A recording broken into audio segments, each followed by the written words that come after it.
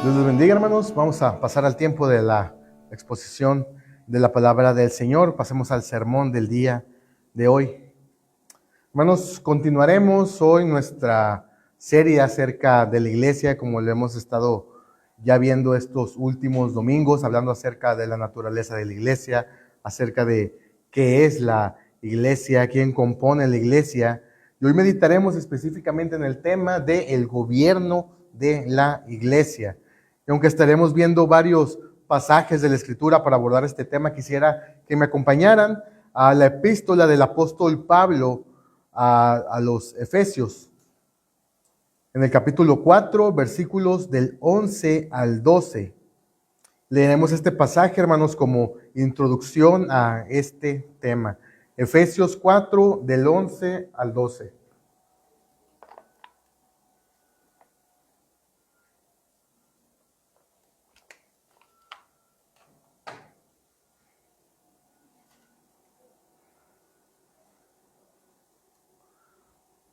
Voy a bajar un poquito.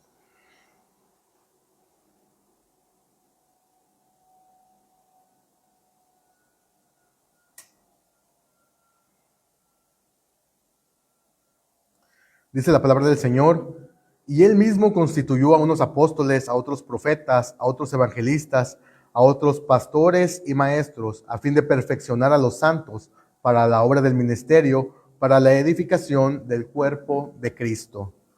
Oremos, hermanos. Amado Dios y buen Padre Celestial, hoy, Señor, venimos ante ti con corazones contritos y también con corazones llenos de agradecimiento por tus bondades, por la gracia que has derramado sobre nosotros, Señor.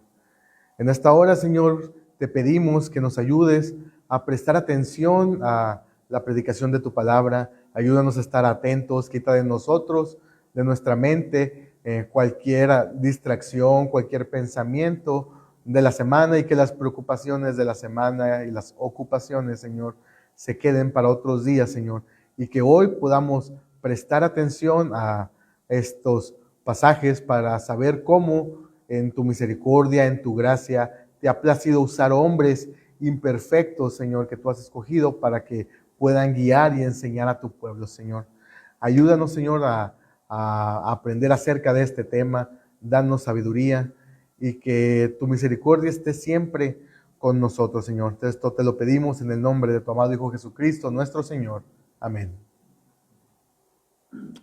Hermanos, en el texto que acabamos de leer, el apóstol Pablo nos dice que el medio por el cual la iglesia de Cristo es edificada son los ministros que Él ha ordenado para ello. Vemos que en las cosas creadas, hermanos, que siempre hay un orden.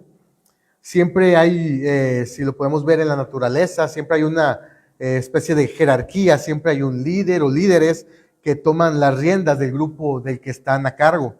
Vemos esto, por ejemplo, en las manadas de leones o de los lobos, que siempre tienen un macho alfa que los dirige y una jerarquización de la autoridad, la cual hace que todos conozcan la posición en la manada, todos sepan sus deberes y lo que les corresponde hacer a cada uno. Y así se mantiene el orden. Hermanos, también en la sociedad, las sociedades humanas pasa exactamente lo mismo. Sea cual sea el tipo de gobierno, siempre hay un líder y personas que están bajo su autoridad, bajo la autoridad de este líder, y que a su vez tienen bajo su autoridad a más personas. Y así, hermanos, se reparte la autoridad, se reparte el trabajo en estas sociedades, en el gobierno. Lo mismo pasa en las empresas. Hay un CEO y hacia abajo está todo un esquema de autoridad. En las familias también vemos que hay un padre de familia quien funge como el líder, o en ausencia es la madre de familia quien toma el liderazgo y las riendas del hogar. Hermanos, pero esto nos hace ver que el punto es el mismo. Hay un orden para todo. Y en este sentido de orden, la iglesia no es la excepción. Nuestro Señor Jesús, hermanos, gobierna su iglesia mediante ministros llamados y ordenados para la edificación de sus santos, como leímos en el texto de Efesios 4.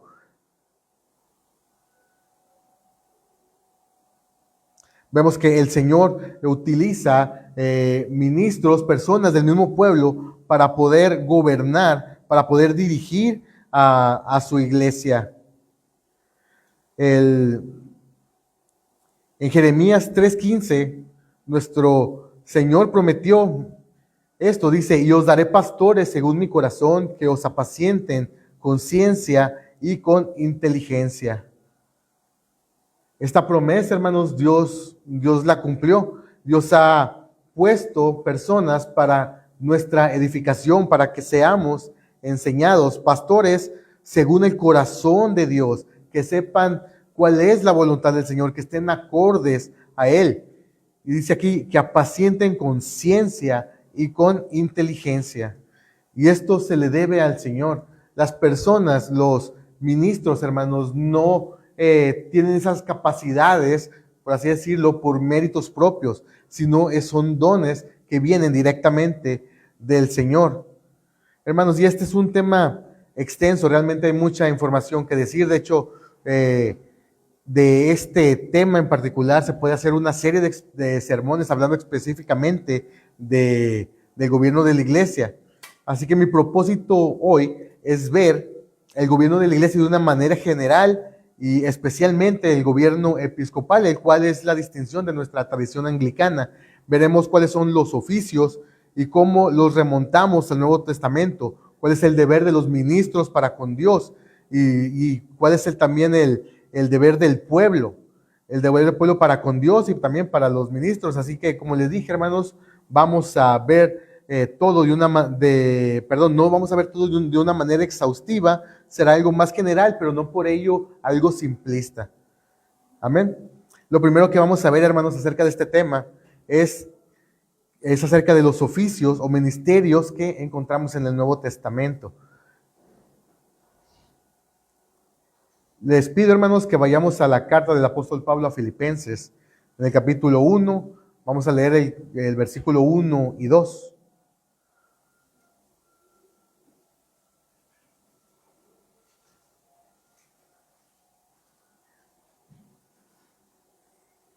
Dice la palabra del Señor: Pablo y Timoteo, siervos de Jesucristo, a todos los santos en Cristo Jesús que están en Filipos, con los obispos y diáconos, gracia y paz a vosotros de Dios nuestro Padre y del Señor Jesucristo. Hermanos, en esta salutación de parte de Pablo y de Timoteo a la iglesia de Filipos, podemos ver que se dirigen a la iglesia en general. Podríamos decir que al laicado y a los obispos y a los diáconos. Por eso hace esta distinción. Dice: a todos los santos en Cristo Jesús que están en Filipos. Y después, con los obispos y diáconos. Hermanos, Pablo hace esta separación entre el pueblo llano y lo que podríamos denominar como el clero de la iglesia. Y hacer esta distinción por parte de Pablo no es por cuestiones de dignidad, no es porque unos sean mejores cristianos que otros, no es porque haya una dignidad más allá, hermanos, sino que, como vimos, los ministros son llamados del mismo pueblo. Hermanos, aquí estamos hablando de roles, de oficios y de dones que le fueron entregados a cada uno en particular. Como lo vimos en la introducción, Cristo ha ordenado ministros para que instruyan al pueblo. Y naturalmente, este trabajo, hermanos, no es para todos. Hay una designación especial y lo podemos ver desde el Antiguo Testamento. Si nos remontamos al Antiguo Testamento, vemos que Dios escoge particularmente a una tribu para que sea la encargada de poder ministrar todos los asuntos que tienen que ver con la religión, todos los asuntos que tienen que ver con el tabernáculo, con el pueblo, con los sacrificios. Y esta tribu era la tribu de los levitas, la tribu de Leví. Como les digo, particularmente Dios los escogió para que fueran los ministros del tabernáculo y posteriormente del pueblo. Ellos se encargaban de las cosas sagradas y era algo que los demás no podían hacer porque estaba particularmente designado para ellos. Así es el orden del Señor. Así Dios quiere como quiso que se hicieran las cosas, y ese sentido de orden, ese sentido de que no todos pueden participar de lo mismo, se mantiene hasta el día de hoy. Como lo vimos en el Antiguo Testamento, está este orden, esta ese trabajo especial para los levitas. Y asimismo, hermanos, en el Nuevo Testamento hay una continuidad. Y aquí hay que aclarar un punto. Nosotros, hermanos, somos protestantes. Nosotros creemos en el sacerdocio universal de los creyentes, ¿sí? Lo cual significa que ya no hay un orden sacerdotal que medie entre nosotros y Dios, sino, como dice Apocalipsis 1:6, y nos hizo reyes y sacerdotes para Dios, su Padre. Hermanos, nosotros sostenemos que todos los creyentes podemos acceder directamente al trono de la gracia. Ya no necesitamos que alguien haga sacrificios y medie entre el pueblo y entre Dios. Ahora nosotros directamente podremos ir a Dios porque esa es la palabra que nos ha hecho reyes y sacerdotes. Hermanos, pero aunque entendemos esto, también entendemos que en cierto sentido hay una continuidad en cuanto al oficio sacerdotal, no en el sentido de que alguien pueda sacrificar,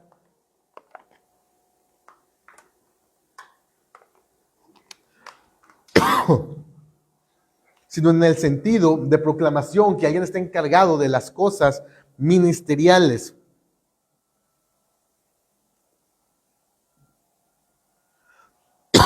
Entendemos que hay esta continuidad en cuanto al oficio, de que alguien ministra en la iglesia, de que hay alguien encargado de este trabajo, como les digo, no como mediador entre nosotros y Dios, sino como servidor o como ministro, que es lo que significa la palabra. Así que creemos que el ministerio de la palabra y de los sacramentos está reservado para aquellos que Dios ha llamado y ha ordenado especialmente para realizar este trabajo.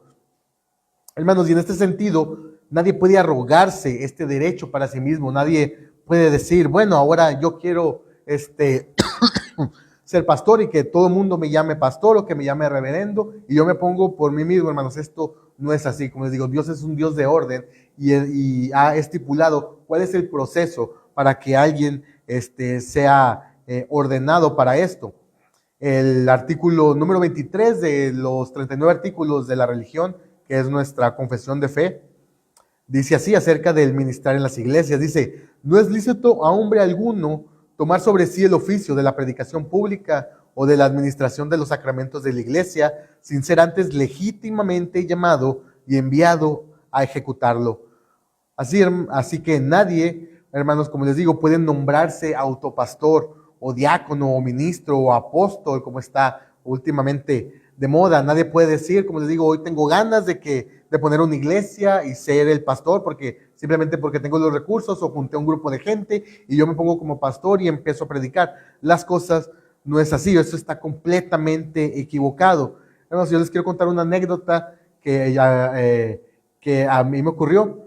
En una ocasión, hermanos, en casa de mis padres, yo todavía estaba adolescente. Recuerdo que mis padres estaban remodelando su casa y habían contratado a un albañil. Y recuerdo que este señor mencionaba que él quería ser pastor, él quería poner su iglesia y enseñar. Y nosotros decimos, pues un deseo pues como que loable, ¿verdad? Pero le preguntamos después las motivaciones por qué él quería ser pastor y la respuesta obviamente fue completamente equivocada. Nos dijo que él quería ser pastor porque los pastores ganaban mucho dinero, que porque tenían reconocimiento y él quería hacer eso. Obviamente eso está completamente equivocado. Y después, continuando con la charla en días posteriores, yo me enteré que este señor lamentablemente, él no sabía leer, él no había ido a la escuela y no había estudiado ni siquiera la educación básica. Hermanos, y con esta anécdota podemos ver varias cosas y podemos observar, porque no creo que sea la única persona que piense así. Primero, hermanos, las motivaciones que tenía este señor estaban completamente equivocadas, estaban completamente erróneas. Él quería este ministerio por ganancias deshonestas. Él quería este ministerio porque decía que los pastores ganaban mucho dinero, lo cual también puede a veces estar lejos de la realidad, ¿verdad? La segunda cosa podemos ver es que la falta de conciencia de lo que implica ser pastor de la responsabilidad que implica estar al frente de una iglesia. Hermanos, y lo digo porque pues, el Señor no sabía leer, y no saber leer no es un pecado en sí mismo, porque lamentablemente mucha gente adolece mucha gente en la sociedad adolece de este mal, de esta falta de educación. Pero hermanos, esto lo digo porque es obvio que es indispensable tener estos conocimientos para poder conocer la Escritura, para poder leer la Escritura, estudiarlas, adquirir conocimiento teológico para poder hacer bien el trabajo, no para ser un erudito en la iglesia y ser el que tiene el cerebro más grande y tener más información, sino para poder ejercer bien el trabajo, porque el trabajo es enseñar la palabra del Señor. Como dice segunda de Timoteo, capítulo 2, versículo 15, es usar correctamente la palabra de verdad. Y si no se tiene estas aptitudes intelectuales básicas, obviamente no se puede desempeñar eficientemente este trabajo. De hecho, hermanos, en el prefacio del ordinal, en el libro de oración común, para los diáconos se requiere que el candidato se halle, y cito, bien instruido en la lengua latina y suficientemente versado en las escrituras. Esto significa que aquellos que son candidatos para el diaconado deben conocer el latín y deben de estar suficientemente versados en las escrituras. Igualmente, hermanos, en el libro de oración común, en el orden para la administración del sacramento de la Cena del Señor, ustedes lo recordarán cuando estamos en el tiempo de la exhortación al arrepentimiento. Hay una parte en que el ministro dice: si hubiera entre vosotros alguno que no pueda sosegar su conciencia por los medios dichos, antes bien necesite del consuelo y consejo, venga a mí o algún otro ministro de la palabra de Dios, dice, hombre prudente y letrado, y descubra su aflicción, para que por el ministerio de la palabra divina reciba el beneficio de la absolución con algún buen consejo espiritual para sosiego de su conciencia y evitar todo escrúpulo y duda. Hermanos, se necesitan hombres prudentes y letrados que puedan dar buenos consejos usando la palabra de Dios. Como les digo, no es porque ellos son los que tienen un conocimiento vasto y por eso nosotros le damos deferencia nada más porque tienen mucho conocimiento. No, el conocimiento es para poder usarlo, es para poder dar buenos consejos, poder aconsejar, instruir al pueblo en lo que dice la palabra del Señor. Y muchos que quieren el ministerio no toman en cuenta estas cosas, como este señor que les platiqué. Él pensaba que era algo fácil, que era simplemente pararse enfrente de las personas y decir palabras bonitas, y vemos que lamentablemente muchos que se dicen pastores sí hacen eso, dicen lo que el pueblo quiere oír, hermanos, pero no toman en cuenta lo que dice la palabra del Señor. De hecho, Santiago 3:1 dice: hermanos míos, no os hagáis maestros muchos de vosotros, sabiendo que recibiremos mayor condenación. Aquí es donde entiendo por qué las personas quisieran ser ministros cuando el Señor los va a juzgar más duramente a ellos que al resto del pueblo. A ellos se les dio más, a ellos se les va a exigir más. Dice aquí que sabiendo que recibiremos mayor condenación. Hermanos, no solo es la responsabilidad y la carga de trabajo, sino también la exigencia es mayor por parte de Dios. De hecho, hermanos, tal vez ustedes pueden pensar de que aunque somos una iglesia de pocos miembros, una iglesia pequeña, y que tal vez los ministros no tenemos mucho que hacer por la cantidad de personas que somos, hermanos, pero los reverendos no me dejarán mentir, estamos ocupados toda la semana. Tenemos juntas, tenemos planeaciones. De hecho, ayer en la mañana comenzamos con un curso en latín. O sea, todos los días tenemos cosas que hacer y a veces no podemos completar con la carga de trabajo. Y eso que somos una iglesia pequeña. Ahora imagínense la cantidad de trabajo de una iglesia más grande. Así que los que quieran ser ministros, que quieran participar de este ministerio, hay cosas en que pensar y cosas que no se pueden tomar a la ligera. Es algo bueno. Dice la palabra que el que desee esto, buena obra desea, no es algo malo. Y qué bueno que alguien quiera participar de esto.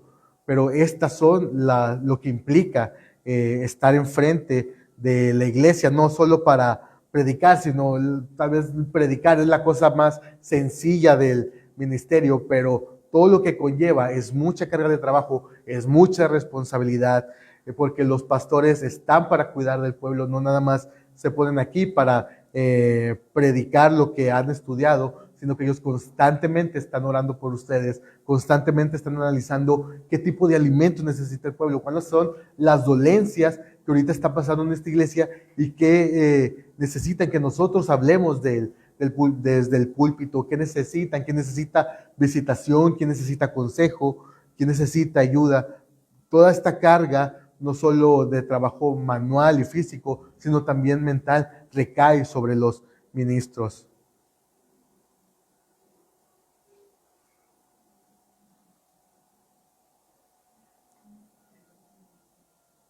Por esta razón, hermanos, Dios demanda más de los que ha puesto, más de los que ha puesto para dirigir la iglesia. En la salutación de Filipenses, como vimos hace unos momentos, vemos que se mencionan dos oficios, el de obispo y diácono. Si volvemos a leer, dice Pablo y Timoteo, siervos de Jesucristo, a todos los santos que están en Cristo Jesús, que están en Filipos, con los obispos y diáconos. Se preguntarán, nosotros somos episcopales, creemos que los oficios son tres, obispo, presbítero y diácono. Y tienen toda la razón.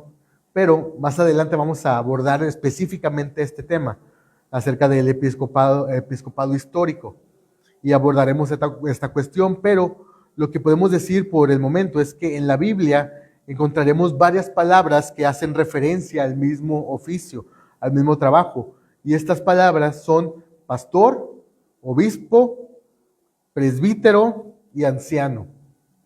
Estas palabras, hermanos, se usan indistintamente en el Nuevo Testamento, son como sinónimos, apuntan al mismo oficio y todas hacen referencia al oficio de pastor, al oficio de presbítero.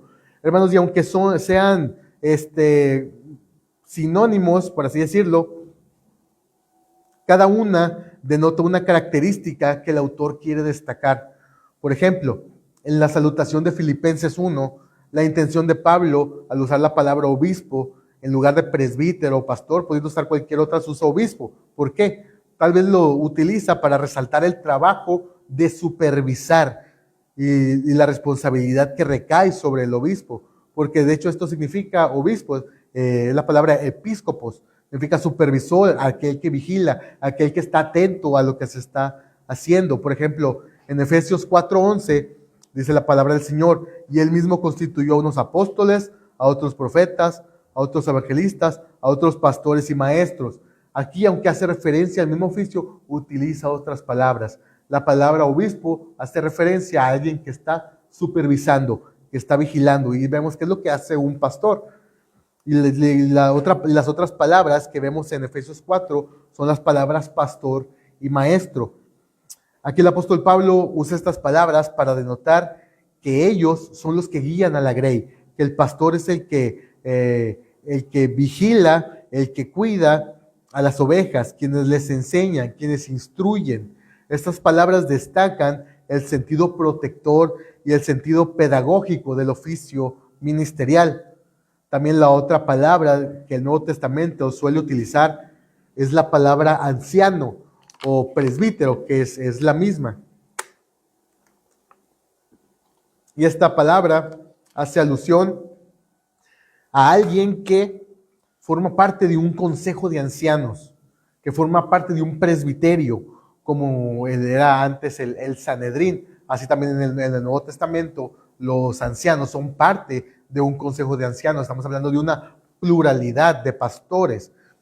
Así que cuando los autores del Nuevo Testamento utilizan en específico alguna palabra, están denotando que si utilizan obispo, se puede estar denotando que es alguien que está supervisando. Si es pastor, es alguien que está cuidando la grey. O un anciano hace referencia de que es parte de un consejo de ancianos, pero todos es el mismo, porque un pastor es supervisor, un pastor es el que enseña y cuida de las ovejas, y un pastor también es parte de un grupo de ancianos. Por ejemplo, en Tito 1, 5 al 9 dice: por esta causa te dejé en Creta para que corrigieses lo deficiente y establecieses ancianos, presbíteros, en cada ciudad, así como yo te mandé. El orden de Pablo a Tito no era que estableciera un anciano por ciudad, sino ancianos en cada ciudad. O sea, un consejo de ancianos en cada ciudad, lo que conocemos como un presbiterio.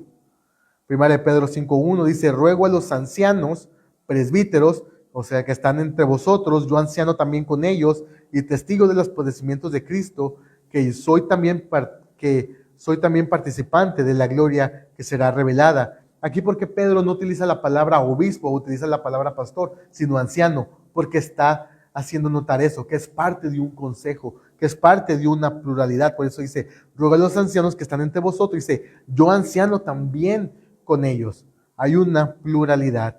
Pedro se cuenta junto con los demás presbíteros. Él se considera a sí mismo parte de este consejo de ancianos a los que va dirigida la carta. Hermanos, y esto inevitablemente nos hace pensar que el ideal de gobierno de una iglesia no es el unipastorado, o sea, que las iglesias tengan un solo pastor, que lamentablemente casi siempre en las iglesias de hoy en día vemos que hay un solo pastor para 500 personas, pero el ideal no es ese. El ideal es que haya una pluralidad, que haya varios pastores, que haya un consejo de ancianos que puedan tomar decisiones, que puedan estar como autoridad de la iglesia. Siempre, hermanos, o casi siempre hubo una pluralidad de pastores, y eso es lo más sano, hermanos. Más cabezas que piensen, la carga de trabajo se reparte mejor. No por nada la palabra dice en Proverbios 11:14, dice: en la multitud de consejeros hay seguridad. Pero, hermanos, ¿qué vemos? Como les digo, en la mayoría de las iglesias hoy en nuestros días, iglesias de 200, 300 personas, pero con un solo pastor. Hermanos, ahí es imposible que esta persona pueda cubrir las necesidades espirituales de todos los congregantes. Como una persona va a poder estar al pendiente de otras 500 personas si no reparte esta autoridad. Y cómo puede haber contrapesos si esta persona de algún día para otro empieza a predicar cosas contrarias a la palabra del Señor.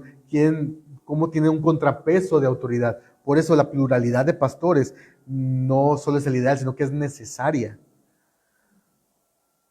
Hermanos, y como les digo, estas iglesias que tienen un solo pastor, vemos que pasan muchas cosas negativas. Las cosas que se derivan de esto negativas son, por ejemplo, un discipulado ineficiente, no están al pendiente de la vida espiritual de las personas, el pastorado no se lleva como se debería de llevar, hay un descuido total de la grey, y muchas veces estas iglesias caen en el nepotismo, o sea, donde la figura del pastor es heredada a los hijos, y lo vemos mucho de que el pastor ya está viejito, el pastor ya no puede ejercer bien o fallece, y ¿qué es lo que pasa comúnmente? El que hereda es el hijo. Tal vez ni fue llamado, pero como es la familia pastoral, el que le sigue es el hijo. ¿Por qué? Pues porque hay un unipastorado, hay una sola familia pastoral que rige como autoridad para toda la iglesia, y a veces es peor, porque a veces no es el hijo, es la esposa la que toma el lugar del pastor, que es completamente aborrecible. Hermanos, y estas son las cosas que se pueden evitar cuando hay una pluralidad de pastores, cuando esta responsabilidad no cae solamente en una sola persona, sino que se reparte la autoridad entre varias personas, entre varios ministros. La otra palabra, hermanos, que encontramos en este texto es la palabra diácono. A los obispos, junto con los obispos y diáconos. El otro oficio que se menciona, les digo, en Filipenses 1 es el diaconado, que es un servidor. Y podemos ver el origen de este oficio en el capítulo 6 de Hechos, que dice: en aquellos días, como creciera el número de los discípulos, hubo murmuración de los griegos contra los hebreos, de que las viudas de aquellos eran desatendidas en la distribución diaria. Entonces los 12, o sea, los apóstoles, convocaron a la multitud de los discípulos y dijeron, no es justo, no es justo que nosotros dejemos la palabra de Dios para servir a las mesas. Buscad pues, hermanos, de entre vosotros a 7 varones de buen testimonio, llenos del Espíritu Santo y de sabiduría, a quienes encarguemos este trabajo, y nosotros persistiremos en la oración y en el ministerio de la palabra. Agradó la propuesta a toda la multitud, y eligieron a Esteban, varón lleno de fe y del Espíritu Santo, a Felipe, a Prócoro, a Nicanor, a Timón, a Parmenas y a Nicolás, prosélito de Antioquía, a los cuales presentaron ante los apóstoles, quienes orando les impusieron las manos.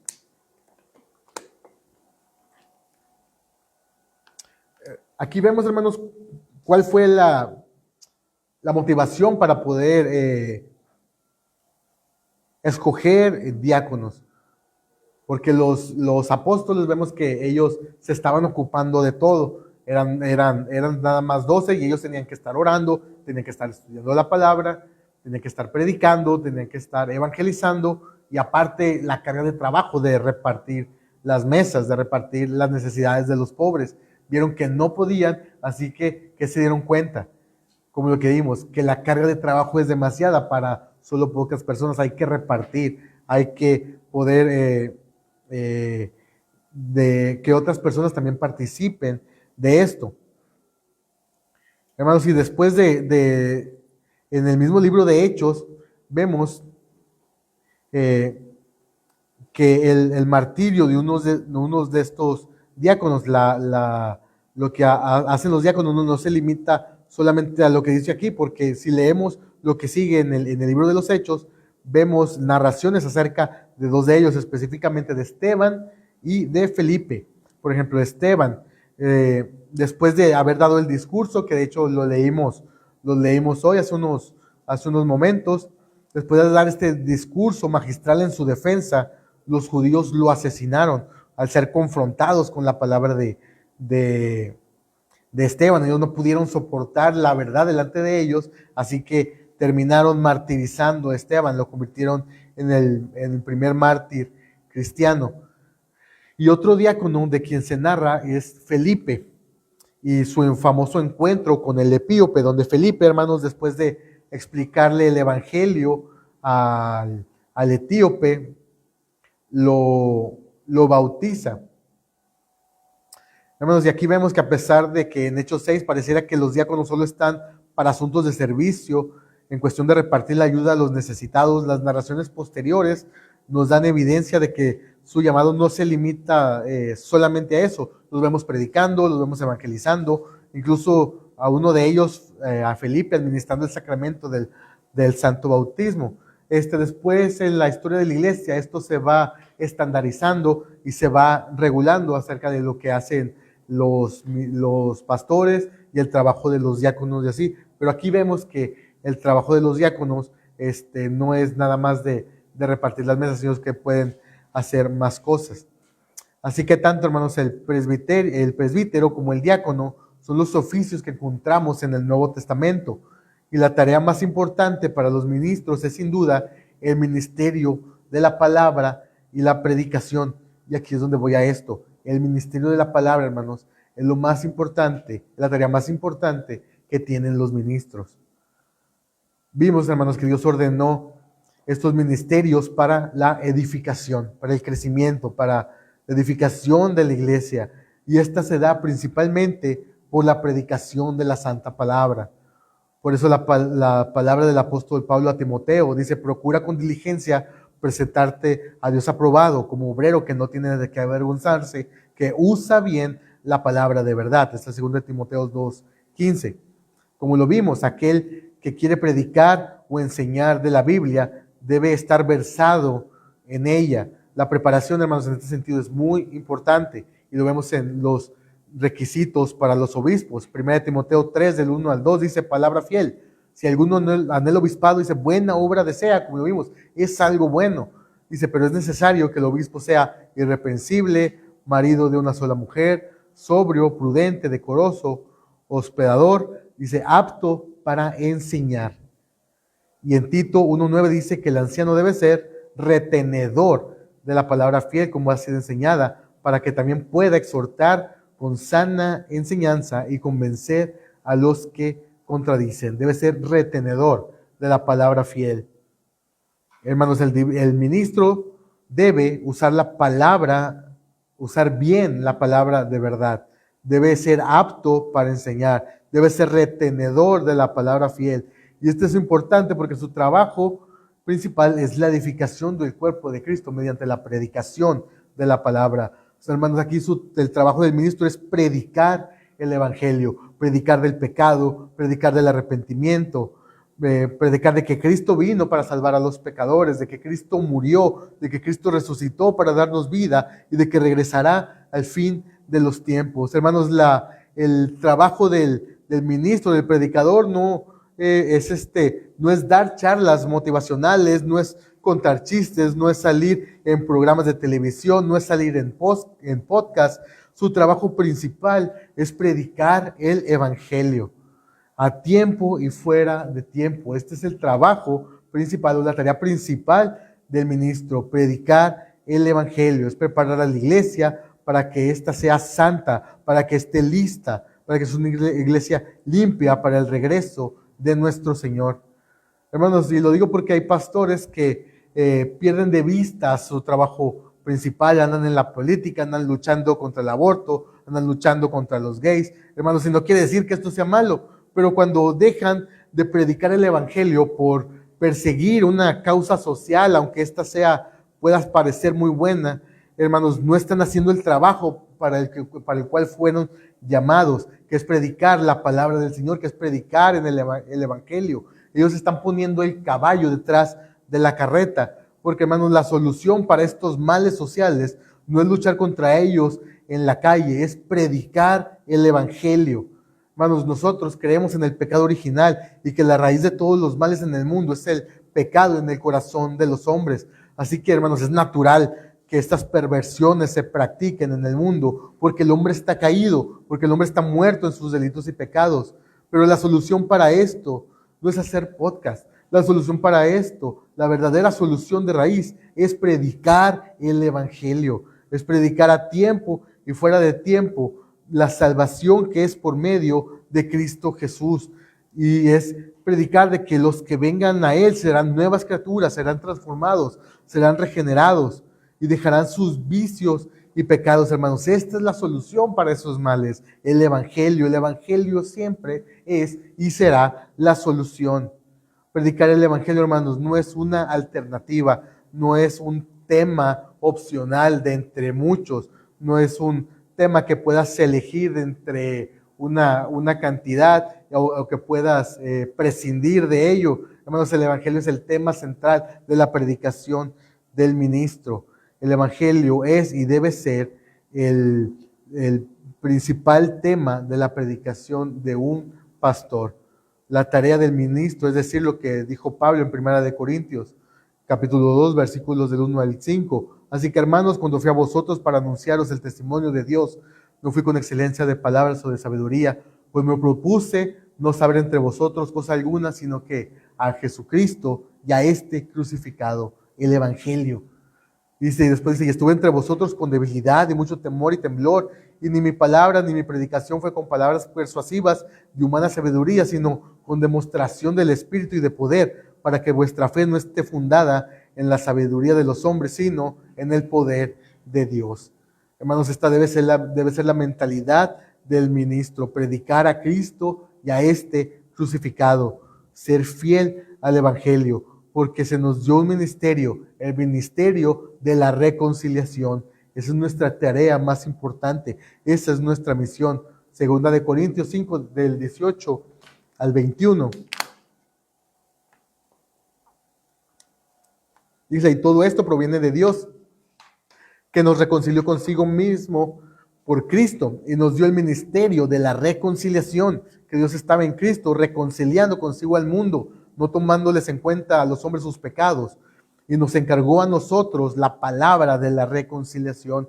Así que como embajadores en nombre de Cristo, como si Dios rogase por medio de nosotros, os rogamos en nombre de Cristo, reconciliaos con Dios. Estas deben de ser las palabras del ministro: reconciliaos con Dios. Dice aquí que es como si Dios rogase por medio de los ministros. Dios está hablando por medio de las personas que ha puesto para dirigir la iglesia, para predicar su palabra. Dios está rogando: reconcíliense con el Señor, crean en el Evangelio, arrepiéntanse de sus pecados. O sea, el que no conoció pecado, por nosotros lo hizo pecado, para que nosotros fuésemos hechos justicia de Dios delante de Él. Así que, hermanos, ¿cuáles son las palabras que deben salir de la boca de un ministro? Reconciliados con Dios. Hermanos, y el ministro no solo predica con la palabra, aunque esta es la manera principal de predicar. El ministro también predica por medio de su vida, por medio del ejemplo, con su manera de vivir. Por eso en las listas de requisitos para los obispos, ancianos y diáconos que encontramos en 1 Timoteo 3 y Tito 1, los requisitos, si los analizamos, en su gran mayoría son de carácter moral. 1 Timoteo 3, del 1 al 13, dice: palabra fiel, si alguno anhela obispado, buena obra desea. Dice: pero es necesario que el obispo sea irreprensible, marido de una sola mujer, sobrio, prudente, decoroso, hospedador, apto para enseñar, no dado al vino, no pendenciero, no codicioso de ganancias deshonestas, sino amable, apacible, no avaro, que gobierne bien su casa, que tenga a sus hijos en sujeción con toda honestidad, pues de que no sabe gobernar su propia casa, ¿cómo cuidará de la iglesia de Dios? Dice: no un neófito, no sea que envaneciéndose caiga en la condenación del diablo. Dice: también es necesario que tenga buen testimonio de los de afuera, para que no caiga en descrédito y en lazo del diablo. Y dice: los diáconos asimismo deben de ser honestos, sin doblez, no dados a mucho vino, no codiciosos de ganancias deshonestas, que guarden el misterio de la fe con limpia conciencia. Y estos también sean sometidos a prueba primero, y entonces ejerzan el diaconado si son irreprensibles. Las mujeres asimismo sean honestas, no calumniadoras, sino sobrias, fieles en todo. Los diáconos sean maridos de una sola mujer, y que gobiernen bien sus hijos y sus casas, porque los que ejerzan bien el diaconado ganan para sí un grado honroso y mucha confianza en la fe que es en Cristo Jesús. Si vemos, hermanos, la gran mayoría de los requisitos para el ministerio son de carácter moral. Si es importante, como lo vimos hace unos momentos, unas cualidades intelectuales de estar bien instruidos en la palabra del Señor, pero a la luz de lo que dice 1 Timoteo y lo que dice Tito, lo más importante, por así decirlo, las características son de carácter moral, que tenga una vida santa, que sea un buen cristiano. De hecho, hermanos, si vemos estas características o estos requisitos, un cristiano normal, ya no hablando de un ministro, un cristiano normal, así es como debería de vivir. Aquí está diciendo que así es como debe vivir un cristiano. No está poniendo cosas más allá de lo que se le exige a cualquier cristiano. Así que, hermanos, el ministro predica también con su vida, predica con la vida de su familia, predica con el ejemplo. Hermanos, y realmente esta es la parte más difícil, porque cualquiera puede adquirir conocimiento, cualquiera puede comprar un libro, una teología sistemática, leerla y saber mucho tener mucha información, hermanos. Hasta los ateos pueden saber más de la Biblia y de teología que cualquiera de nosotros, hermanos, pero vivir una vida en obediencia y entrega a Dios, cumplir con todos estos requisitos, una vida de abnegación, de consagración al Señor, buscando siempre agradarle. Hermanos, ahí es donde destaca, o ahí es donde el Señor está poniendo la vista, no tanto en un conocimiento exhaustivo, sino en la vida espiritual, en la comunión que tienen las personas con el Señor. Así que, hermanos, Dios tenga misericordia, nos ayude y nos humille para estar siempre de rodillas delante de Él, para que nos libre de caer en cosas como esta. Porque, hermanos, ustedes saben, al igual que yo, no es ajeno de cuántos líderes cristianos no han caído en pecados escandalosos en los últimos años. Y no voy a decir nombres porque pues, no me toca juzgar en ese sentido, pero, hermanos, nosotros sabemos quienes son personas famosas, incluso que tienen libros muy buenos, incluso que hemos aprendido de ellos, han lamentablemente caído en cosas muy graves. Incluso mencionaré alguna que no voy a decir el nombre, pero yo creo que la mayoría sabe de lo que hablo. Una persona que se dedicaba a la apologética, en que lo que decía le ayudó a muchas personas, pero que lamentablemente, o sea, su pecado lo llevó a cometer crímenes grandes como la trata de blancas, o sea, ya cosas de ese tipo, hermanos. Por eso cualquiera puede saber, esta persona era muy versada en cuanto a apologética, en cuanto a filosofía, en cuanto a teología, pero su vida estaba completamente descarriada. Y por ejemplo, voy a decir el nombre porque este sí es muy famoso, es el Karl Barth, que se considera como de los mejores teólogos, sino como el mejor teólogo del siglo XX. Él sí era muy inteligente, hermanos, pero era un secreto a voces, por así decirlo, que él vivía en adulterio, él vivía con su amante y su esposa en la misma casa. O sea, eso no cuadra, hermanos, eso no es algo que se desee de un ministro, o sea, es todo lo contrario, es una abominación ante el Señor. Así que, hermanos, que sus oraciones estén siempre orando por los ministros para que el Señor nos ayude, que el Señor nos fortalezca en este sentido, porque, hermanos, somos vasos de barro, somos vasos frágiles que también pecamos, que estamos expuestos a todo eso, pero que el Señor nos ayude para poder mantenernos fieles en este sentido, hermanos. Así que, como vimos, el ministerio de la palabra es la tarea principal del ministro. Ahora, hermanos, quisiera ahora sí abordar el tema del episcopado histórico, como vimos hace unos momentos.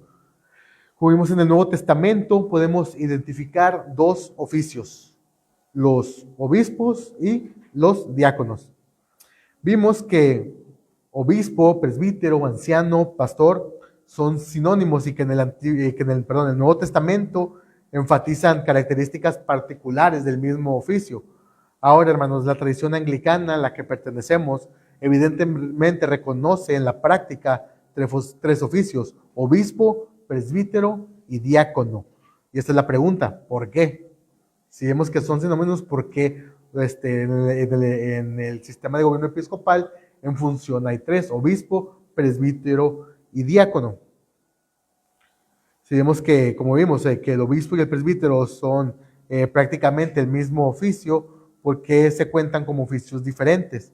Bueno, hermanos, primero, antes de responder la pregunta, que cabe aclarar que el sistema de gobierno llamado episcopal, que es al que nosotros nos adherimos, es el que funciona por medio de obispos. La palabra episcopos es la palabra griega que se traduce en español como obispo y en inglés se traduce como bishop. De ahí el nombre de este sistema de gobierno, episcopal, porque viene de episcopos, de obispos.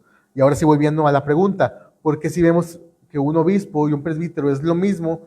Porque en el gobierno episcopal hay diferencia entre ellos. Bueno, hermanos, en el gobierno episcopal, el obispo es un presbítero, es un anciano o un pastor que es elegido para supervisar a los demás. Es como el presidente de ese grupo de presbíteros, así en palabras muy sencillas. Es un pastor que funge como supervisor de los demás pastores de su diócesis. Es este papel de supervisor de otros pastores, hermanos, lo encontramos no solo muy temprano en la historia de la iglesia, sino que también lo podemos encontrar en el Nuevo Testamento. No es algo que esté ajeno a la Biblia. Vamos a Tito 1:5, dice: por esta causa te dejé en Creta. Es Pablo hablándole a Tito. Tito 1:5 dice: por esta causa te dejé en Creta, para que corrigieses lo deficiente. Dice: y establecieseis ancianos en cada ciudad, así como yo te mandé.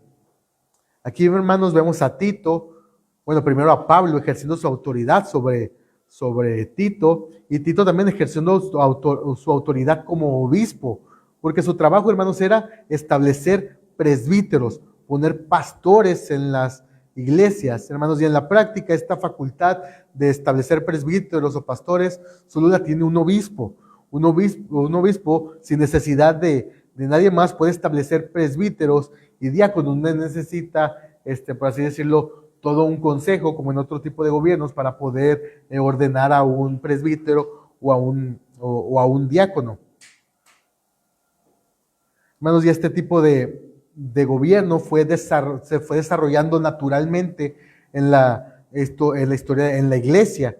Fue adoptado por el cristianismo antiguo de manera pues natural, y tenemos evidencias que en el siglo II ya había obispos de la manera en que lo comprendemos hoy, como supervisores de otros pastores. Por ejemplo, Ignacio de Antioquía, que era obispo de esta ciudad, de Antioquía, y que según Juan Crisóstomo fue consagrado obispo por los mismos apóstoles Pedro y Pablo.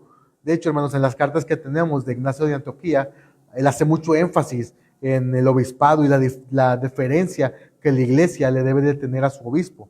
Hermanos, este tipo de gobierno fue el que prevaleció en la historia de la iglesia, y que ya en la iglesia institucionalizada, ya cuando empezó a agarrar ya más una forma de institución, este fue el gobierno que prevaleció, el gobierno episcopal. Hermanos, y fue hasta la Reforma Protestante que las iglesias reformadas optaron por un sistema de gobierno presbiteriano, o ya más adelante por un sistema de gobierno congregacional. Pero no significa que todos los reformados hayan estado completamente en contra del sistema de gobierno episcopal. De hecho, Calvino tiene mucha pues deferencia también en cuanto a los obispos. Eso fueron temas más de otra índole, hermanos. Pero en el anglicanismo, en el tiempo de la Reforma, a pesar de que se cambiaron muchas cosas y que la teología se reformó, este tipo de gobierno, el gobierno episcopal, se mantuvo. Eso no cambió. La Reforma inglesa lo dejó, no como un derecho divino, sino como una forma de gobierno eclesiástico, dice, muy antigua y deseable. Así lo dice los cánones que nos rigen a nosotros, no como algo que la Biblia imponga que debe de ser así, sino como algo deseable, algo conveniente, algo que ha estado por mucho tiempo en la historia de la iglesia y se puede ver que ha funcionado, que es un sistema de gobierno que tiene muchas ventajas a diferencia de otras. Hermanos, cabe mencionar también que en la Biblia encontramos tanto el tipo de gobierno episcopal como el presbiteriano, como el congregacionalista. Estos tipos de gobiernos, hermanos, han coexistido en la historia de la iglesia y son considerados válidos. No los hacen ni más ni menos cristianos. Cada uno tiene sus pros y sus contras. Pero nosotros como anglicanos vemos las ventajas que se tienen en el tipo de gobierno episcopal. De hecho, una de las ventajas que he escuchado mucho y me hace mucho sentido desde la vez que lo escuché del reverendo Neftalí, que dijo que en los tiempos de persecución era más conveniente un sistema de gobierno episcopal, porque en un sistema de gobierno presbiteriano, congregacional, se tendría que reunir todo el presbiterio, toda la asamblea, para saber si la iglesia tendría que escapar de la persecución o no. Y cuando se juntaran todos, pues ya los habrían masacrado a todos. Pero en un sistema de gobierno episcopal, el obispo puede decir, vámonos, y la iglesia, él puede tomar esa decisión y la iglesia se va sin necesidad de juntar todos. O sea, esos son tipos de conveniencias que tiene el sistema de gobierno episcopal.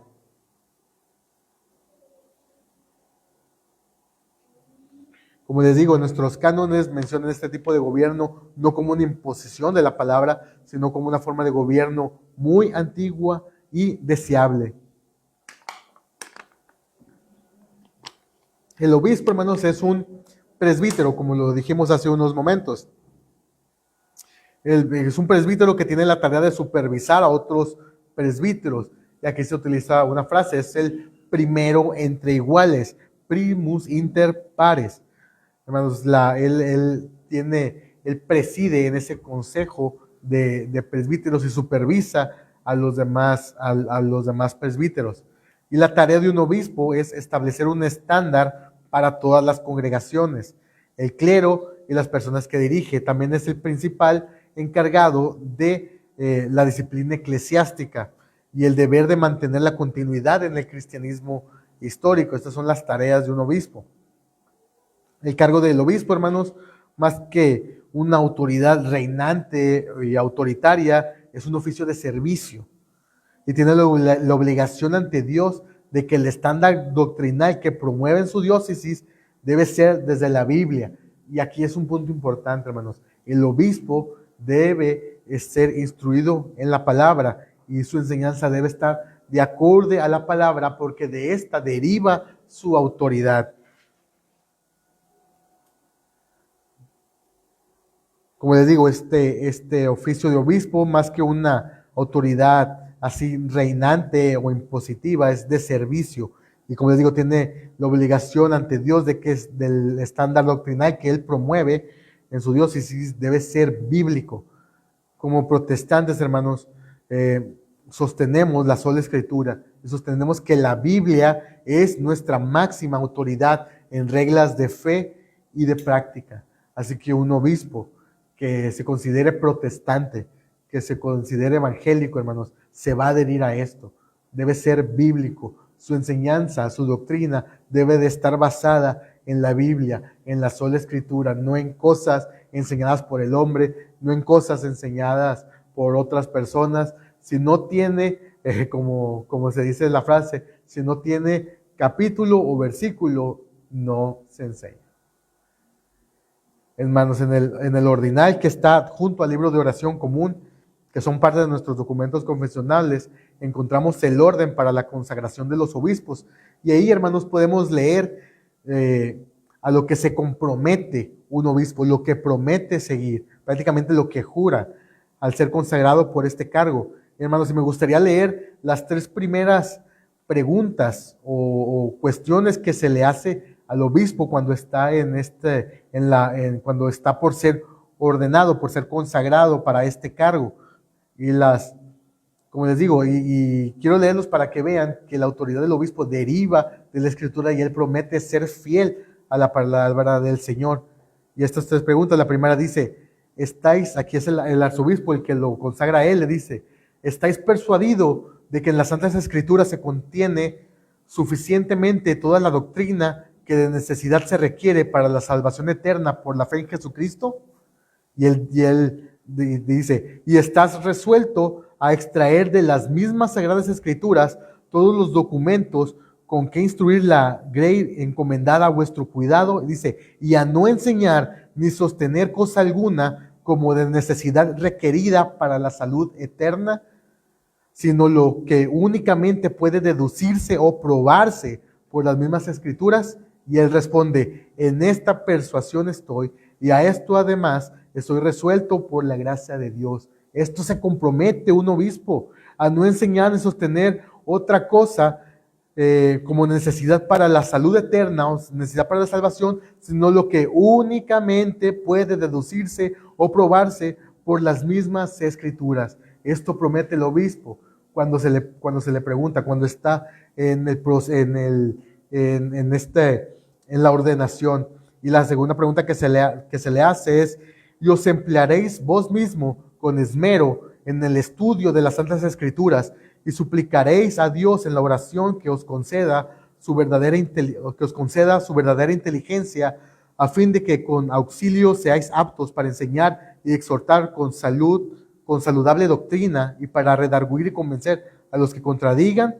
Y él responde, así estoy resuelto a hacerlo con la ayuda del Señor. Así que un obispo debe estar estudiando las Escrituras, su doctrina debe estar basada en la palabra de Dios y debe suplicar a Dios que le dé iluminación para entender la palabra del Señor. Y la tercera pregunta que se le hace, de muchas que se le hacen, es, ¿y estáis también resucito a desterrar y rechazar con toda fidelidad y diligencia todas las doctrinas erróneas y peregrinas contrarias a la palabra de Dios, y aconsejar y exhortar a los demás sobre esto mismo, así en privado como en público? Y él responde, estoy a ello dispuesto con la ayuda del Señor. Y quiero hacer esto énfasis, porque un obispo fiel a la palabra del Señor debe desterrar y rechazar con toda fidelidad y diligencia todas las doctrinas erróneas y peregrinas contrarias a la palabra del Señor. A esto se compromete, esto prometió, y el que no lo haga así está faltando a su promesa. Y si él está faltando a la palabra del Señor, si él no le es fiel a su autoridad, ¿de dónde deriva su autoridad entonces? Hermanos, esto es lo que un obispo anglicano se compromete. Y esto es lo que debería de seguir, vivir y promover la palabra de Dios y nada más. Y ya, hermanos, para concluir, hermanos, así es como Dios gobierna a su iglesia, por medio de los pastores que ha puesto a nuestro cuidado. Hermanos, y como vimos, somos personas con fallas, que no somos perfectas. Segunda de Corintios 4:7 dice, pero tenemos este tesoro en vasos de barro, para que la excelencia del poder sea de Dios y no de nosotros. Porque la gloria no se la va a llevar el ministro, la gloria no se la va a llevar el pastor, la gloria no se la va a llevar un diácono, la gloria se la va a llevar Cristo, el pastor perfecto, el príncipe de los pastores.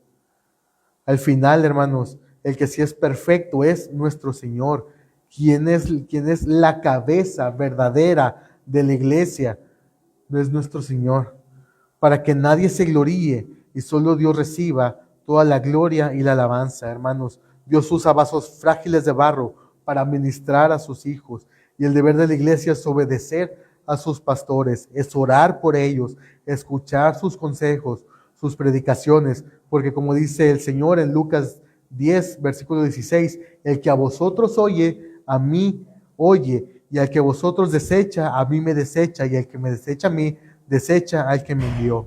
Hermanos, y los que estamos o nos dirigimos a una posición de este tipo, recordemos que seremos juzgados más duramente, que la vida de las personas puede ser afectada por lo que sale de nuestra boca o lo que mostramos con nuestra vida, y que no debemos y que nos debemos por completo a Cristo y a su palabra, porque esta obligación de estar en la palabra del Señor y de enseñar la palabra del Señor no es solamente para el obispo que es el que supervisa, sino para todos aquellos que se paran en un púlpito, sino para todos aquellos que enseñan a otros el camino del Evangelio, es ser fieles a la Escritura, porque vamos a ser juzgados por lo que vamos a decir, por lo que vamos a enseñar, por lo que vamos a mostrar.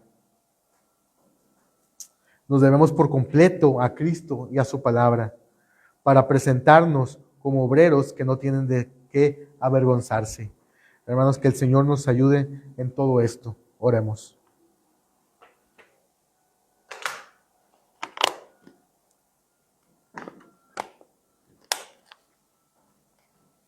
Amado Dios, en tus manos estamos.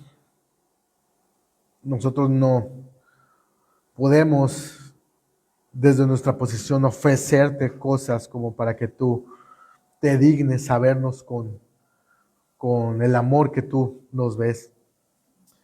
Te damos gracias, Señor, porque a través de toda la historia de la iglesia, Señor, hemos sido testigos y hemos sido enseñados por hombres fieles a tu santa palabra. Has puesto para nuestra edificación ministros, pastores, diáconos, obispos, que han sido fieles, Señor, a la Escritura y que nos han enseñado, que nos han dejado escritos, que nos han dejado predicaciones, nos han dejado enseñanzas, y que también nuestros ministros locales, Señor, han sido fieles para poder ayudarnos en nuestra vida espiritual, Señor. Te pedimos que nos ayudes, Señor, a poder entender este ministerio, que ayudes, Señor, a los ministros de esta iglesia, que los llenes de tu sabiduría, los llenes de tu Espíritu Santo para que ellos puedan seguir predicando la palabra con denuedo, sin miedo, con todo valor, Señor. Que ellos sean fieles a la Escritura, que la Biblia, que tu palabra, Señor, sea lo que los dirija, sea lo que enseñen, sea lo que prediquen, Señor. Que el Evangelio, Señor, sea el tema central de sus pláticas, de sus predicaciones, Señor. Te pedimos a nosotros que nos ayudes a ser obedientes, a ser humildes para poder también aceptar la corrección, aceptar la enseñanza y también amarlos, Señor, y estar orando por ellos para que tú los sigas cuidando y los sigas protegiendo para que ellos puedan desempeñar fielmente la tarea que tú eh, les has dado, Señor. Ayúdanos, Señor, a poder estar unidos, a poder ser un solo pueblo, a poder estar en sintonía, Señor, con tu palabra y que todo lo que hagamos, Señor, sea para tu gloria. Te lo pedimos en el nombre de tu amado Hijo Jesucristo, nuestro Señor, el príncipe de los pastores. Amén.